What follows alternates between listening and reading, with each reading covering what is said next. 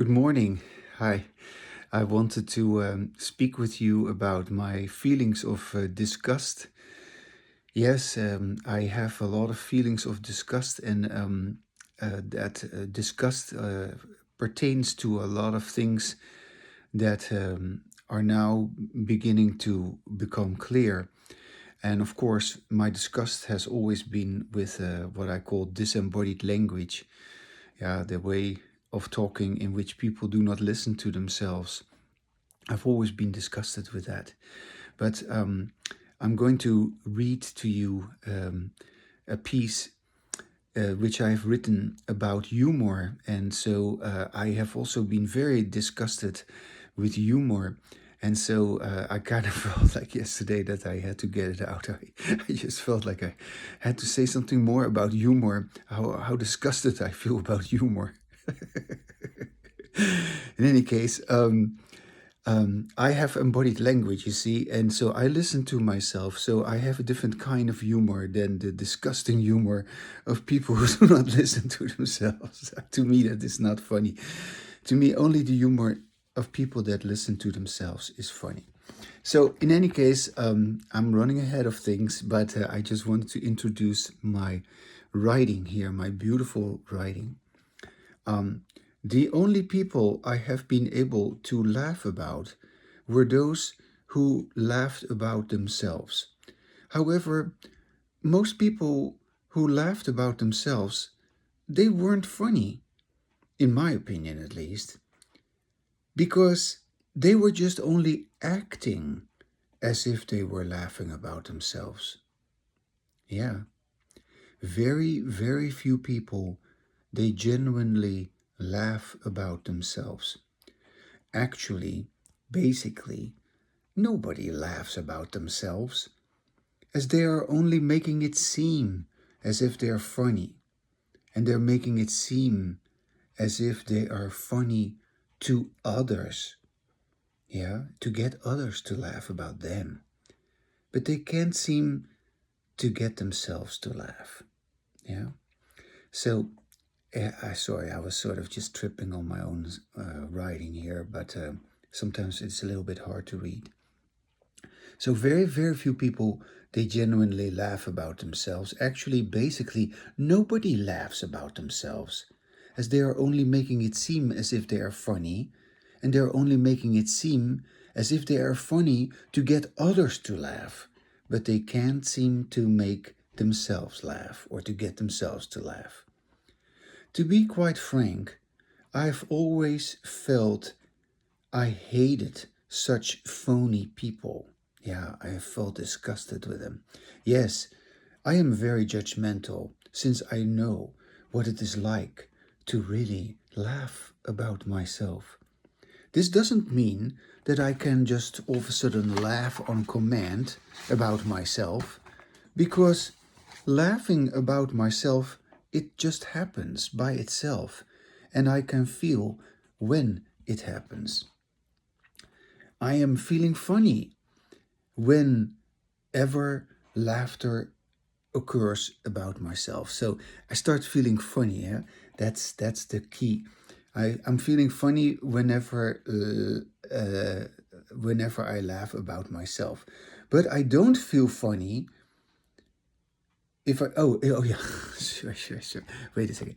So I am feeling funny whenever I laugh about myself. But if I don't feel funny, if I don't feel that way, if I don't feel funny, I'm not going to laugh. You know, if I don't feel funny, if I don't feel it is funny, I'm not going to laugh. It's ridiculous to laugh when it's not funny. And this goes way back into my childhood, that I began to have such a strong aversion to fake laughter. Yeah, it already happened as a child. I remember back in the days in elementary school, there were on occasion some performances by some clowns. And even before that, in kindergarten, there were performances where they were playing with dolls in some sort of a doll house. There was some sort of a box with a curtain, and they were having Jan Klaassen, you know, they were having these dolls and they were screaming at each other. And I'll never forget how these actors, they were whipping up the crowd of children by saying, "How are you?" And then the kids, the audience, they were saying, "We're fine." And then they say, "I can't hear you. How are you?" And then the crowd was screaming again, "We're fine." And then they say, um, these funny people who were supposedly, we were supposed to laugh about them. They would then yell, "Why are you speaking so softly? Were you saying something?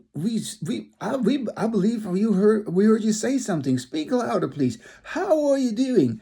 And then everyone except me was screaming on the top of their voice, "We're fine." Everybody was screaming. Oh my God. And then, believe it or not, they would still talk with each other and say, "Did you hear anything? It sounded as if someone was saying something. What are we doing here anyway?" We are asking them how they are doing and they don't even answer us. Maybe we should just go home. Maybe they just don't feel like laughing today.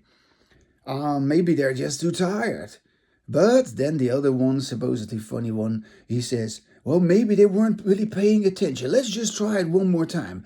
How are you doing?" Oh my God. And at that point, the crowd was just hysterically screaming, "We're fine," or something like that. Anyway, of course, in those days, it was a matter of politeness that we as the audience would laugh, and all the yelling and screaming was considered to be funny. Yeah, the kids, they would love that. I wouldn't, but they would all just love that, apparently. It was horrible and it was tormenting and torturous. And it didn't even end there.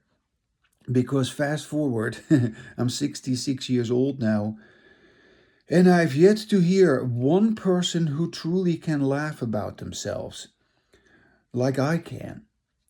People are afraid of me because I always laugh more and louder than they do while they engage in fake laughter.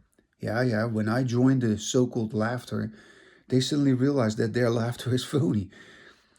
I have found that the false laughter has always stopped the real laughter, and that people refuse to actually really laugh because it deals with letting down their guard. The rehearsed laughter is in reality, rehearsed laughter is in reality a matter of obedience and punishment. Yeah, don't forget that one. Presumably, you have to laugh about it because it isn't even funny. But not to laugh means you have no sense of humor. Moreover, you don't know what humor is because someone else, the authoritarian comedian, they supposedly know. And he or she gives you the prompt to laugh and when to laugh, and you are just supposed to do as you were told. This is also why there is always a right time to laugh and a wrong time to laugh. Oh, tell me about that. I always laughed at the wrong time, but I had the most fun. And I still do. You're supposed to laugh right after the presumably funny thing was said. But if you missed it, your laughter is wrong. And let's face it, there's a lot of wrong laughter because we are desperately trying to tell ourselves that something or someone is funny because we're so miserable, and that we must somehow be able to laugh to show that we are enjoying ourselves. Oh yeah, we're happy in spite of all the crap that's going on, right? Surely not laughing is not an option. And you know very well when you are supposed to laugh. All laughter is exhausting because it isn't real. So, that's my point. All laughter that we have known because of our disembodied language is exhausting because it wasn't real. Yeah. In fact, you are also unknowingly sick and tired of it, but you don't know anything else than to pretend that it was really funny and that someone else is funny or that you are funny. While in reality, you don't feel funny at all. You are just bored. You're just frustrated. You're angry. You're impatient. And your anxiety-filled laughter is full of shame about not being able to overcome all your fear and your stress, your worry and your humiliation. No amount of chuckling or loud distraction and chaos is going to make you feel less embarrassed about yourself than you already are. To the contrary, it only makes things worse. They may say, oh, if you laugh, the world laughs with you. But that is, of course, not true. Yeah? If you laugh, the world laughs with you. That is not true. If you laugh, yeah, like me, you laugh alone about yourself.